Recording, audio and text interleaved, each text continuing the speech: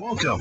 The following is an introduction to the new ILEC interlocking end cap from FilmTech Corporation. For the next few minutes, we will be describing the key features of the end cap and will also give recommendations for installing and removing the interlocking membrane elements when servicing a typical reverse osmosis or nanofiltration system. You are likely well acquainted with the installation procedures for conventional elements, their sliding couplers, and vessel adapters. The procedures shown next will be similar, but certain differences will become apparent to you as you watch the installation process. The sliding interconnector has become the industry standard for connecting elements. The interconnector relies on O-rings that slide into place on either the interior or the exterior surface of the center tube. Unfortunately, the parts don't always slide together smoothly, and the O-rings are sometimes unknowingly pinched or rolled during installation. After installation, sliding action wears down the O-rings, which can lead to leaks. Sliding interconnectors also cause unwanted back pressure by restricting the flow of permeate. The interlocking end cap provides a new method of connecting elements. A key advantage is that it dramatically reduces the number of O-rings required in a system. A single O-ring provides the seal between adjacent elements. Furthermore, the elements are firmly locked together in a manner that prevents pinching, rolling, or abrasion of the O-ring. A key physical difference between a conventional element and the interlocking element is the use of interlocking upstream and downstream end caps. The upstream end cap is larger, and it includes both the brine seal and an O-ring seal near the center tube. The O-ring is axially compressed between adjacent end caps. Because there is no sliding motion, lubrication of the O-ring is not required. The end caps make a distinct snap when properly locked together. This snap tells the installer the O-ring is compressed and the connection is now leak tight. A visual indicator of proper connection is also provided. Simply verify that the external markings are properly lined up across the connection. This presentation will illustrate how two operators use the recommended methods for installing interlocking elements. The special tools shown here are optional, but we recommend them for safety and to prevent damage to the membrane elements. As always, steel-toed shoes, gloves, and safety glasses are recommended when handling reverse osmosis membrane elements. First, prepare the vessel by installing the downstream thrust ring and end plate. For easier loading, the vessel may be lubricated with glycerin or approved lubricant. Next, attach the downstream vessel adapter to the first element that will be loaded into the vessel. The recommended strap wrench has a heavy-duty rubber strap that grips the element securely, but will not damage the element outer shell. The wrench is lightweight, durable, and safe. Insert the first element, downstream end first, and push it into the vessel in the same direction as the feed water flow. Leave enough of the element protruding from the vessel to allow attachment of the strap wrench. This is a good time to check the condition of the O-ring.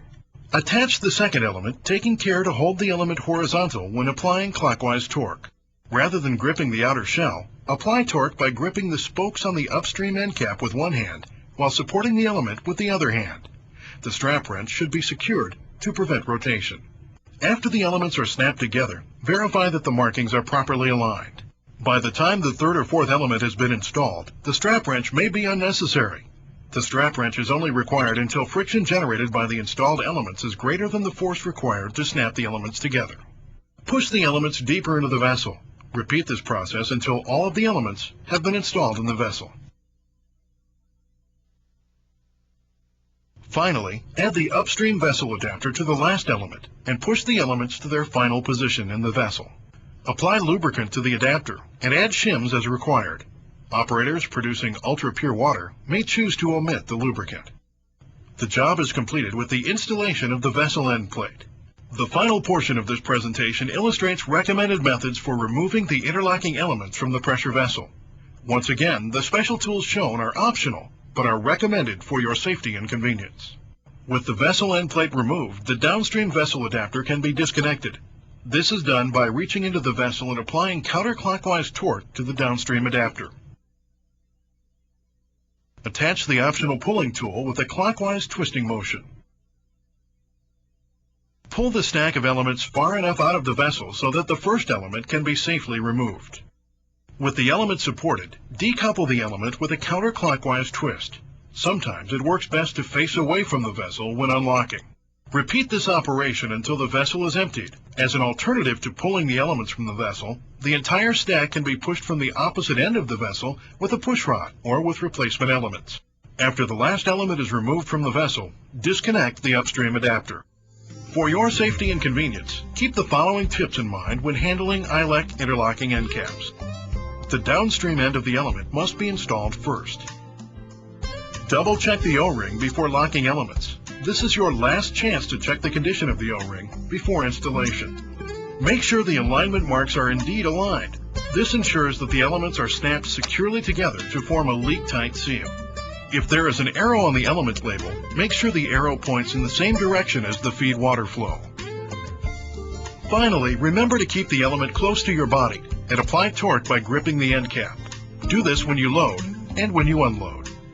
In conclusion, ILEC interlocking end caps offer benefits that can help reduce your system operating cost and reduce the risk of O-ring leaks that cause poor water quality.